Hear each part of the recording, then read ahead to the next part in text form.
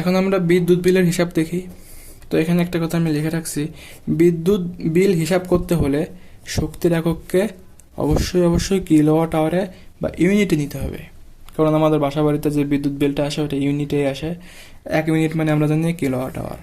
এই জন্য বিদ্যুৎ বিলের হিসাব করতে গেলে আমাদের শক্তি বের করতে এবং শক্তির এককটা ইউনিটে নিতে, কিলোওয়াট আওয়ারে নিতে হবে অথবা ইউনিটে নিতে হবে। এখন একটা প্রশ্ন দেখি আমরা। একটি বৈদ্যুতিক বাতির রোধ 400 ওহম, রোধ আর 400 ওহম, একে 220 ভোল্ট সরবরাহ লাইনের সাথে যুক্ত করা হলো। মানে 220 ভোল্ট একটা লাইনের সাথে এই বাল্বটাকে যুক্ত করা হলো। যদি প্রতি ইউনিটের মূল্য 3 টাকা হয়, এক ইউনিটের দাম 3 টাকা হয়, তাহলে 12 ঘন্টা চললে কত টাকা খরচ পড়বে? ওই বাতি দ্বারা 12 ঘন্টায় কত টাকা খরচ পড়বে? তাহলে আমাদের বিদ্যুৎ বিলের হিসাব বের করতে গেলে কাজ বের করতে হবে কিলোওয়াট আওয়ারে।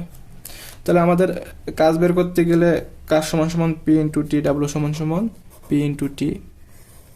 বের করতে হলে, কাজ বের করতে হলে বা শক্তি বের করতে হলে আমাদের ক্ষমতা লাগবে।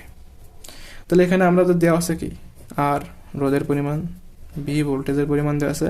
তাহলে আমরা ক্ষমতা বের করতে পারি P is equal to V square by R. এই সূত্রের সাহায্যে আমরা ক্ষমতা পাই 121 ওয়াট। এখন আমাদের বের করতে হবে শক্তি। তাহলে ডাব্লু সমান সমান পি ইন্টু টি। এখন আমি বলেছিলাম শক্তিটা কিলোওয়াট আওয়ারে নিতে হবে। তো কিলোওয়াটে নিতে গেলে ক্ষমতার এককটা কিলোওয়াটে নিতে হবে। তাহলে ক্ষমতার এককটা আছে ওয়াটে, আমি নেব কিলোওয়াটে।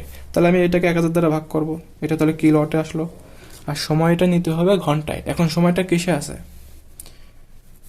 হ্যাঁ, সময়টা ঘন্টাতেই আছে। ঘন্টাতে আসে, তাহলে আমরা ঘন্টার মানটাই বসাই দেবো, 12 আওয়ার। তাহলে আমরা এখান থেকে দেখতে পাই এই ক্যালকুলেশনটা করলে আমরা পাই 1.452 কিলোওয়াট আওয়ার অথবা ইউনিট।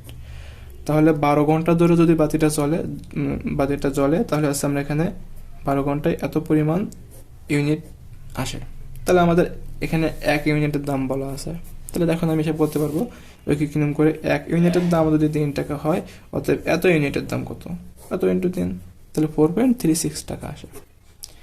এখন যদি প্রশ্নে বলে দিনে 12 ঘন্টা করে চলে, জানুয়ারি মাস ফুল চলে, তখন খরচটা কত হবে?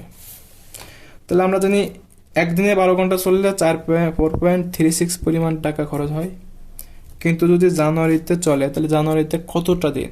জানুয়ারিতে আমরা জানি 31 দিন। তাহলে 31 দিনে খরচ হবে কত? একদিনে খরচ যদি 4.36 হয়, তাহলে 31 দিনে খরচ হবে ইন্টু 31, অতএব 135.16 পরিমাণ টাকা।